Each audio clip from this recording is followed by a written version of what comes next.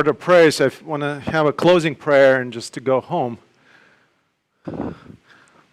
Sometimes the best sermons are the ones that are not necessarily in words.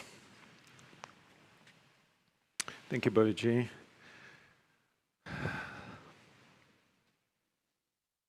I'm looking at Carter, Kelly. Where's Kelly? Kelly. You can echo that, right? Kelly had the little. I know it's public, so we kind of know about it. So it's okay. I share it. I didn't ask your permission. Kelly also had a scare. How many stents you have? 1, 2, 1. I knew somebody who had 8. So you're still good.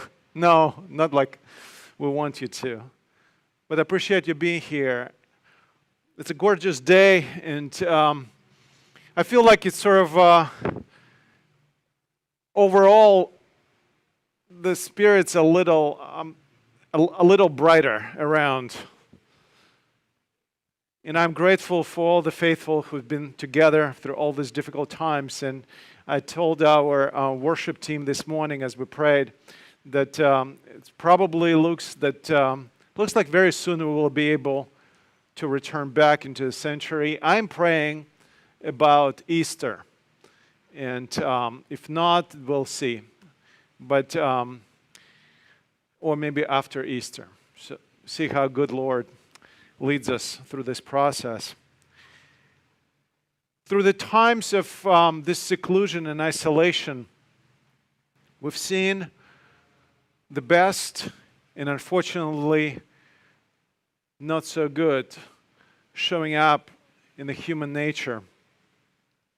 You have to look for it. Just turn on TV. Sometimes look in the window. Just get on the freeway. Or go to a grocery store. That something was creating in the tension. So I thought today I bring this story that for some reason connected with me this week in a way that I don't recall looking at it or reading it the same way, and I've read it many times. We're going to open the first chapter of the Gospel of Mark, verses 21 through 27. Just a little bit of context. And Mark moves quickly through his Gospel, so Jesus just called the disciples. Literally in the verse 20, he called everybody, James and John and Andrew, Peter. So they're all now, the disciples just got with Jesus together. They probably didn't learn each other's names yet, because we don't know if they knew each other before that or not. I assume maybe not. So they still have to wear name tags to their social events, so they remember who is who. And right after that, verse 21. Jesus and his followers went to Capernaum. Immediately, on the Sabbath, Jesus entered the synagogue and started teaching. The people were amazed by his teaching, and he was teaching them with authority, not like the legal experts. Suddenly, in the synagogue, a person with an evil spirit screamed, "What have you to do with us, Jesus of Nazareth? Have you come to destroy us? I know who you are. You are the Holy One from God." "Silence," Jesus said, speaking harshly to the demon. "Come out of him." The unclean spirit shook him and screamed, and then it came out. Everyone was shaken and questioned among themselves, "What is this? A new teaching with authority? He even commands unclean spirits, and they obey him." Right away, the news about him spread throughout the entire region of Galilee. This is the gospel of our Lord. Praise be to God. Mark moves quickly through his gospel. Reading Mark is like listening audio book or watching YouTube video in double speed. Mark just can't wait to get to his favorite, to actually, some theologians believe that's what he wrote the whole gospel, to describe the passion story. Mark spends a significant portion of the book. Some even say that the Gospel of Mark is actually a passion story with a little introduction. So things are happening quickly, and disciples still smell like a fish market. Fish scales still stuck to their hands. They're still walking wobbly, like if on the boat, try to balance themselves, and that's how they're following Jesus, who walks straight, and they're just kind of behind him.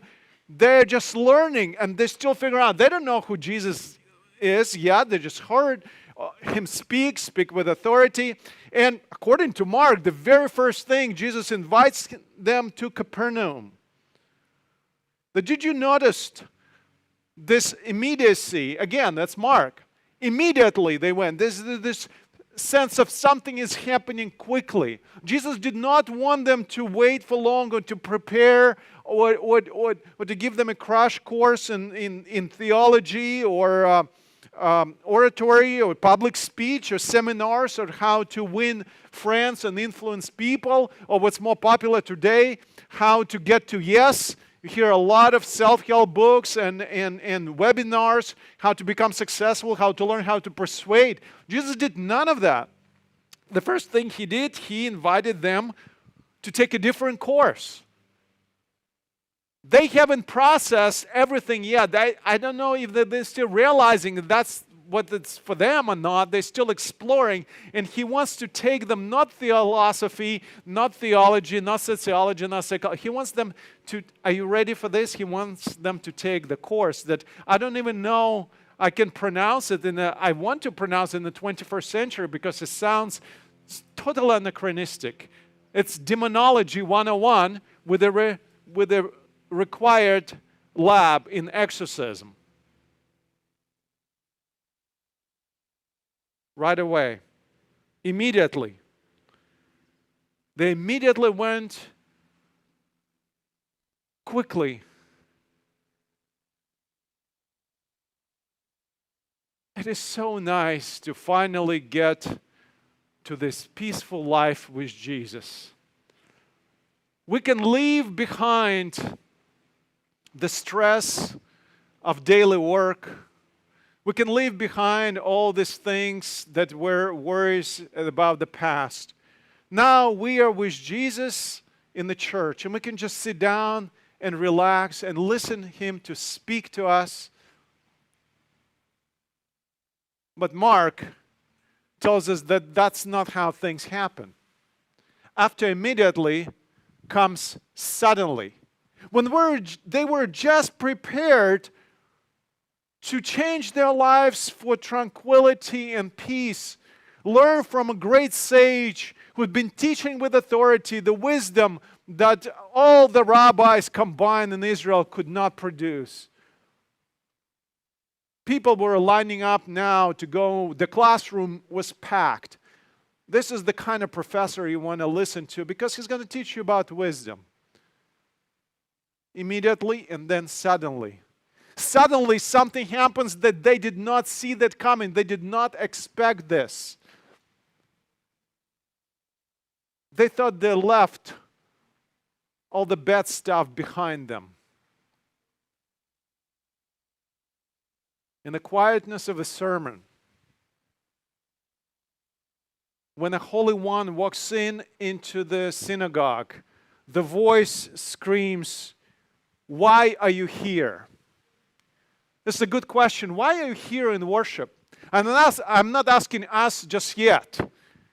This is the spirit that confronts, that becomes extremely uncomfortable in the presence of the Holy One. But I think who even more uncomfortable, all those who gathered there. The tension of the conflict between the Holy One and the evil spirit, between the demon, it's almost unbearable. I don't know if you've ever been in the presence of the people who are exhibiting this kind of behavior. I haven't encountered it many times, but it wasn't uncommon in my preaching practice. That happened a couple of times when in the middle, someone would get up and start arguing with me. I don't know if you heard of Branch Davidian, the group. They're kind of offshoot of Adventism, and they have very specific way of looking at things. I don't want to be judgmental here. I'm sure they're sincere, believing people, but they seem to be a little bit more aggressive in the kind of thing. And what do you do when in the middle of the sermon, someone stands up and say, I completely disagree, you're a liar? The first reaction is to defend yourself. And the second, to realize that something is happening here that perhaps gives us the perspective and understanding what is happening in this passage. Because what Jesus is confronting and Jesus was bringing, and this is the very first lesson the disciples are learning, that the reality of human existence is not as simple what appears to be on the surface. We want to be here safe in a Capernaum. But suddenly, things are not the same. This evil spirit. In the ancient tradition, normally they're actually where the disciples come from, associated with the spirits. Because people were not very skilled in navigation and boat building, they believed that actually the spirits, the most mysterious place where all the spirits kind of dwelled, was actually in the water. Because when the storm comes, the people believe it was just the demons and was that Poseidon, the god of water, just kind of stirs the things and the storms, and you can't control it. It's very, very dangerous, and you can't control that. When you're in the sea, people with those, now they have these big heavy boats with navigation and GPS and all that. At the time, people were just depending on their skill and how you control it.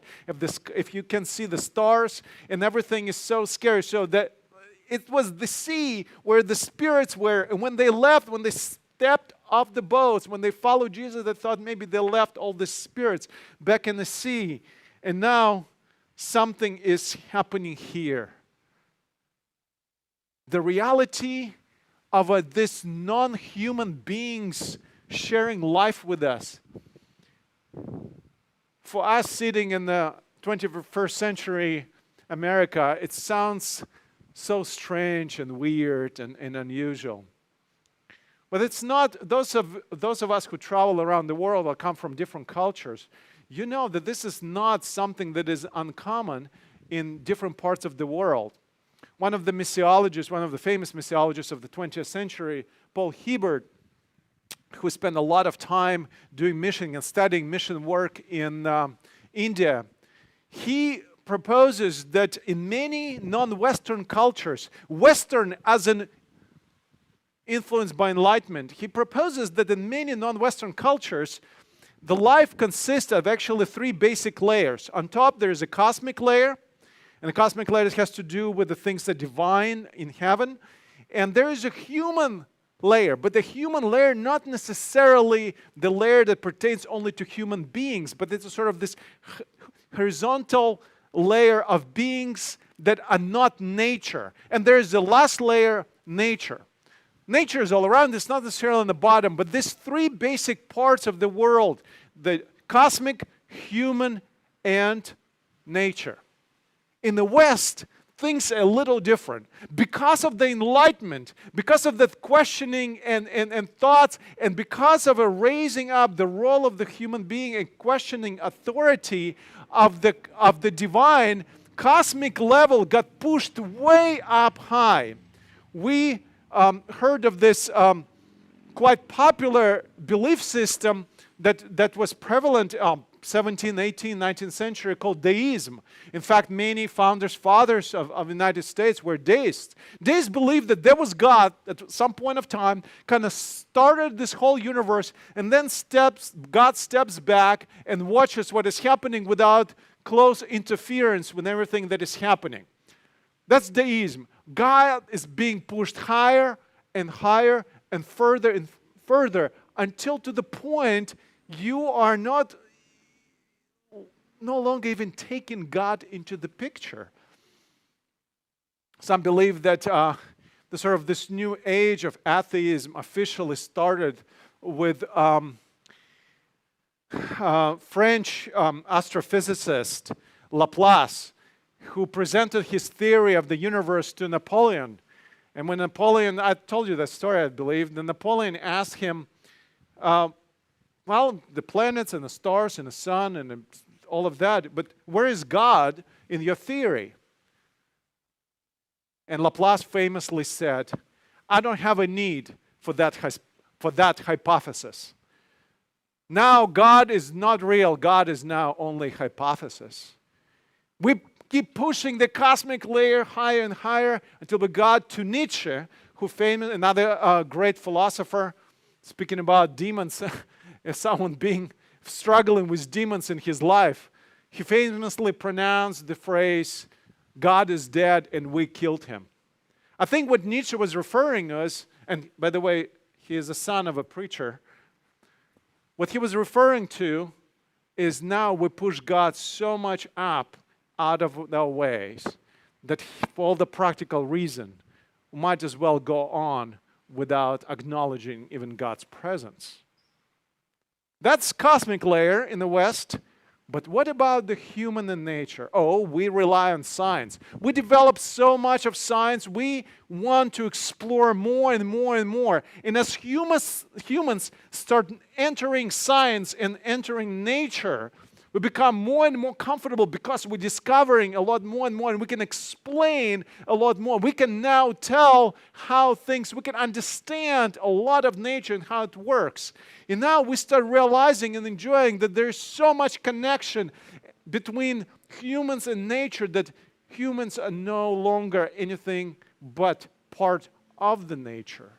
And if we study nature long enough, we can now explain what it means to be human. And the science has been trying to answer those questions. And we've been studying the nature, and we know a lot of how. But we haven't been able to answer the question why human beings exist. Science can answer you how things work. But can science answer the question why the sun rises in the morning? Oh no, we cannot think about those things. Those are just suspicious superstitions. We need to move away. We need to get to the logic and reason. Because if we study and we apply our mind enough, we should be able not only explain life, we should make our lives much better. In fact, there was a strong movement in the beginning of the 20th century. One of the famous philosophers at the time, so-called positivist school of philosophy, Bertrand Russell, he actually, his PhD was logic and mathematics. And he said, you know what? If we put enough reason, we should make our lives much better. So let's just rely on humans to have a grip on life and on nature. You see what's happening here? Cosmic layer pushed way up that we become comfortable not only with God being distant, but God not existent, atheism. And then we blend humanness, humanity, and nature into one. There's no middle layer anymore. The Western cultures, non-Western cultures, the reality of other beings, spiritual being existing in alongside with humans are very much real.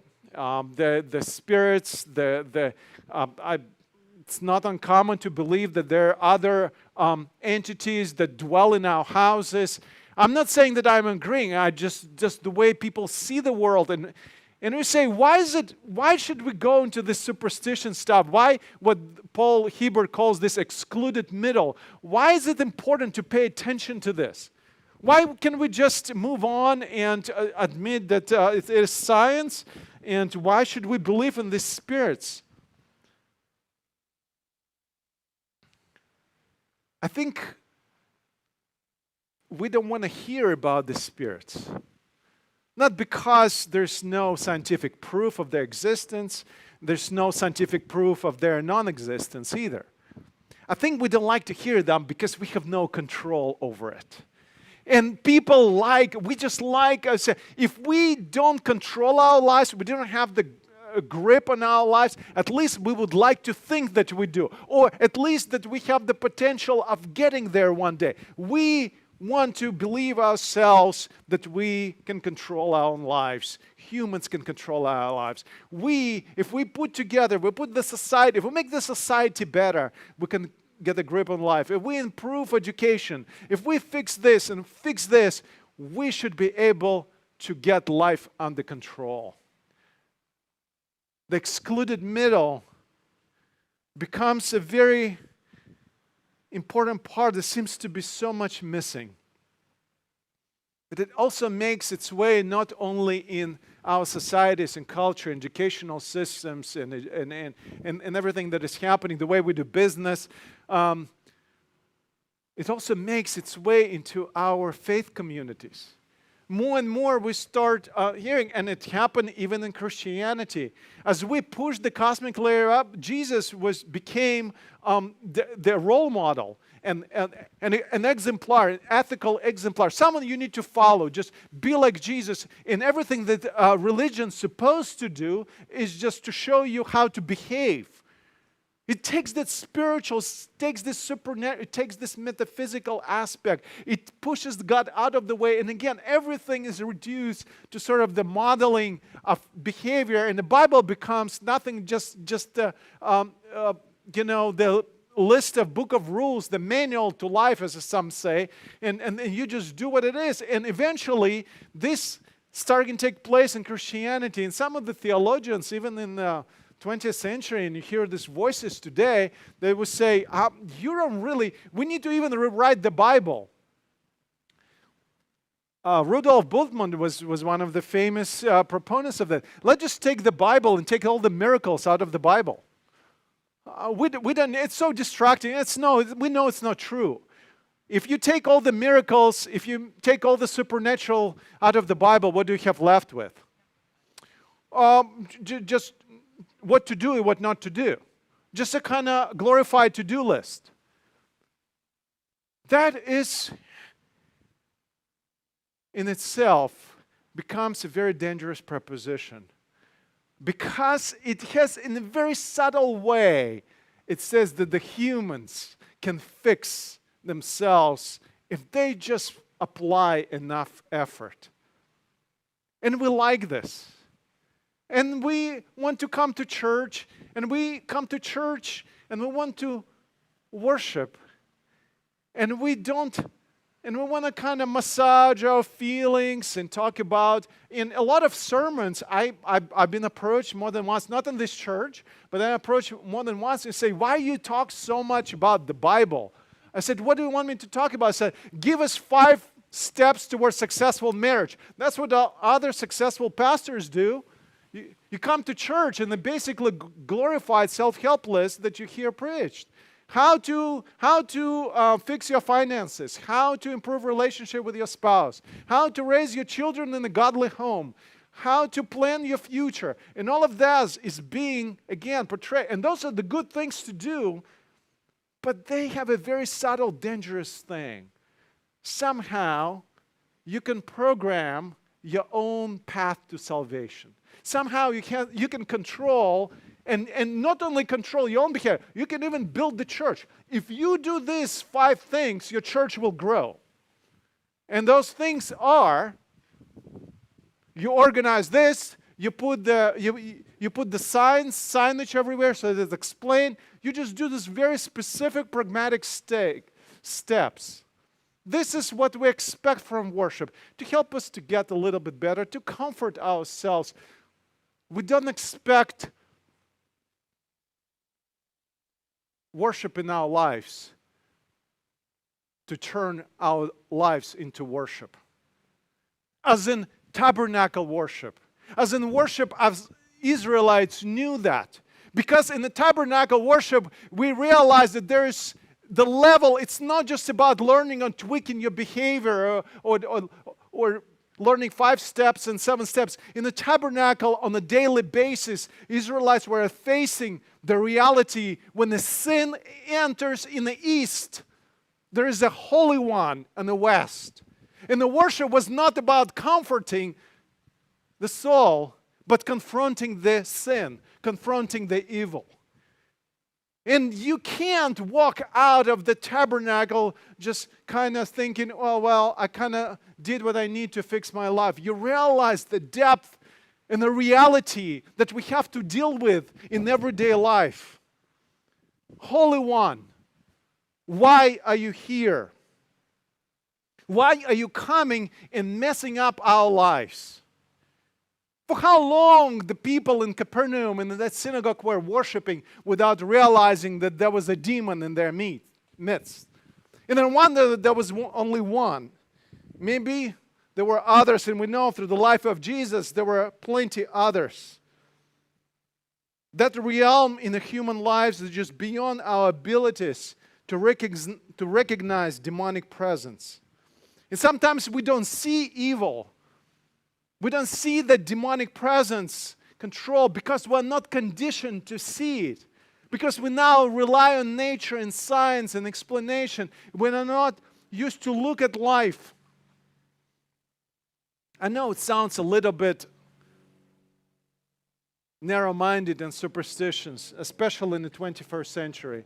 And I read all the great minds and Christopher Hitchens and Dawkins and lately Steven Pinker's book, The Better Angels of Our Nature. I once had a lunch with the president of the Skeptics Society, Michael Shermer, who wrote the book, The Moral Arc. And all these great minds, great philosophers, I think Pinker teaches at Yale in neuroscience. He's a great disciples of Noam Chomsky, one of the greatest minds on the planet right now. But they reduce the idea of and manipulating the statistics. They use statistics in such a way that somehow improves their argument that actually humans are much better off.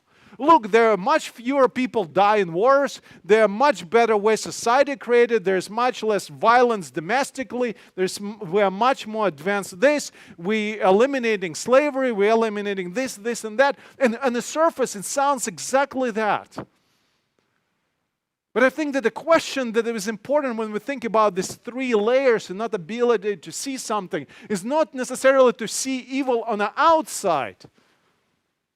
When Jews in the synagogue are sitting, they're enjoying a good word from God and to be told that they're chosen people and they're going to be okay. That's what they want to hear. It's so human to be able to want to hear that I'm going to be okay.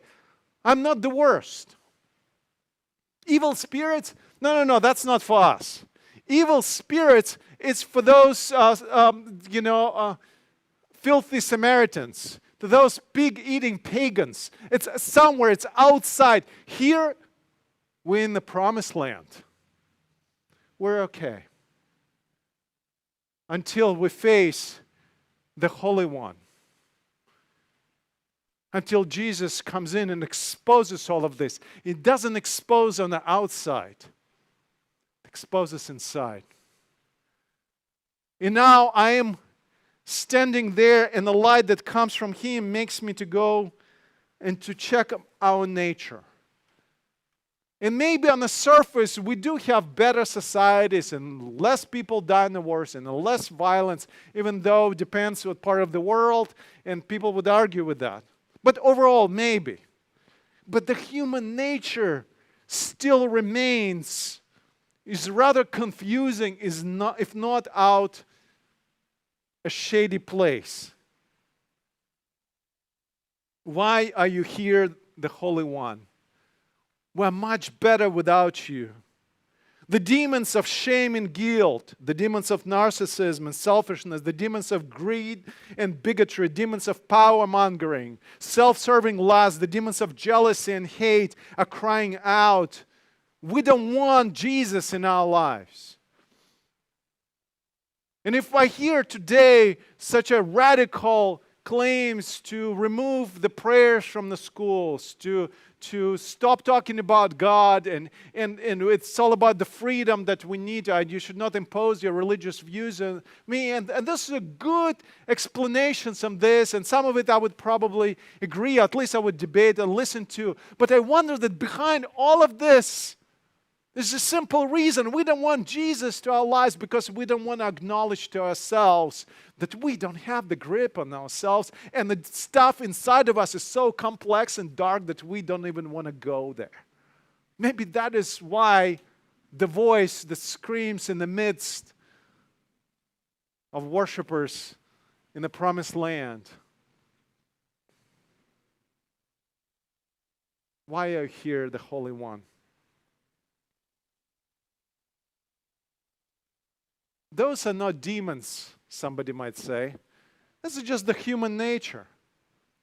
And this is why I believe the faith, and this is going to be the year for us to spend time on talking about why faith matters today. Why it's not matters not only pertaining to us, our salvation, our eternal life. This is the last thing on my mind right now. I'm just not finding the way, and I'm speaking more, just kind of my thoughts and minds has been happening, just brewing for this last few months. I'm trying to understand that if human nature is just as this, and then we've been exposed to some of the worst in the human nature, do we realize, is there any way for us to fix ourselves?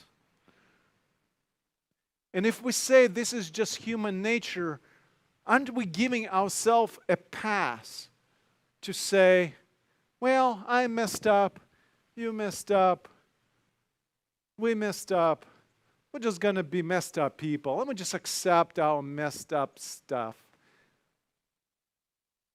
That's okay, right?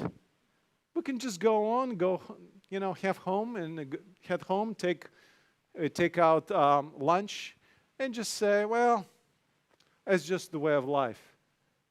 But Jesus messes up with us. As Mark says, immediately and suddenly comes and says, no, that's not okay. Because when we stand in front of the Holy One, we realize, I'm not okay. I have to admit about something about myself. And without admitting that, there's no chance for me to make this life, even for myself, more honest, more open. And people say the freedom is to deny God. I believe that the true freedom comes when I admit that I simply don't have a control over my life. The appearance of our being changed, of our societies, but our natures remain the same. Why are you here, the Holy One? And you expect Jesus to turn and to give a hug. This is the sort of a picture we want to see, the loving Jesus accepting. Mark does not have time for this. Mark's Jesus moves very quickly. Shut up and get out. Mark says, Jesus speak. Unless we missed it, Mark wants to make a point that Jesus spoke very sternly. Shut up and get out. And there's a shaking, and there's a screaming, and it's gone. And nobody's paying attention anymore to the Spirit. Now everybody looking at the Holy One, and the Holy One is standing, and people say, what kind of leader would say shut up? That's so inappropriate. So it makes us all so uncomfortable. We didn't come here. We did not sign up. When we came for worship today, we did not sign up to feel this uncomfortable. Why did he say shut up? Maybe he said shut up because he heard the voices of all of us. When we're confronting and dealing with evil outside and inward, that we want to say enough is enough is enough. That we cannot continue like this. We cannot allow to have the power over us that makes us do things that we regret. Is that my neurons, my nature makes me do it, and there's something more? This is for each one of us to make that decision and believe what we choose to believe. But when we face the Holy One, you can name it in different ways, but when the Holy One comes in, the evil becomes apparent. And maybe there is a time, and that's time in worship to say, enough is enough is enough, and for evil to shut up and get out.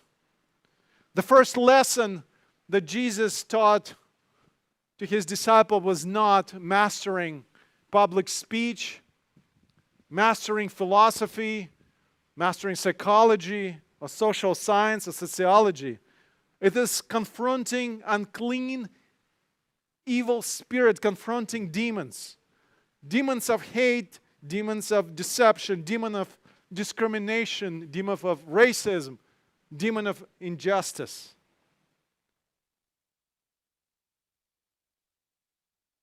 It kind of can sound a little discouraging when we look and acknowledge those things. Evil is real. But here's the good news according to Mark. That so is authority of Jesus. That evil is not going to have the power and the victory at the end. I love how one of the authorities in the field of homiletics and preaching, a person who introduced me to the notion of beauty in preaching as well as preaching as making it beautiful, Tom Troger, who teaches at the Yale Divinity School, he wrote this psalm called Silence, Frenzied, Unclean Spirit. I'm going to read you only second stanza. Lord, the demons still are thriving in the gray cells of the mind. Tyrant voices shrill and driving, twisted thoughts that grip and bind. Doubts that still the heart to panic. Fears distorting reason's sight. Guilt that makes our loving frantic. Drums that cloud the soul with fright. Troger wrote those words because he was trying to preach on this passage, and he looked at the poetry and hymns, and there are not very many written about the spirits and casting out spirits because it's uncomfortable. Not many want to deal with the spirits. But if we take our Christian witness seriously, if we stand in the presence of the Holy One, we have to acknowledge with Apostle Paul in Ephesians chapter 6, I'm reading verses 12 and 13. We aren't fighting against human enemies, but against rulers, authorities, forces of cosmic darkness, and spiritual powers of evil in the heavens. Therefore, pick up the full armor of God that you can stand your ground on the evil day, and after you have done everything possible, to still stand. Why are we here today? Why are you here today? What do we expect from worship? Worship, apparently to the first lesson that Jesus taught, is not only listening to the Holy One, but also confronting uncleanness, evil, occupying spaces outside, but also inside of us. Taking worship seriously means confessing and casting out evil. Worship did not mean to make us comfortable. Worship makes us to confront the misery, the evil in this world, and to stand and continue to stand still standing. And it also shows and demonstrates that the Holy One, Jesus, has the ability, has the authority, and has the affinity to cast out spirits. I know that the calling out the evil as the part of the is not the part of the worship service that you sign up for. If I start casting out spirits right now, you'll probably run to your car faster than I finish the prayer. It's uncomfortable. But this is the lesson from the Gospel of Mark. And if I look at my notes in Mark's course, or Jesus' course, I should say, demonology, or maybe it wasn't Demons 101, that maybe it was Jesus 101 that teaches us that the facing, confessing, acknowledging, and calling out to the Holy One to cast out evil, to silence evil, and to proclaim the power of the one who brings and fills us and makes us to feel human again, giving us the reason why we live, what we have to deal with. To me, it only expands life. And maybe that's why that lesson was the first one for the disciples. Worship is not necessarily only to be pleasing and comfortable. Worship can be a dangerous thing. But according to Jesus, we should expect nothing less. Amen.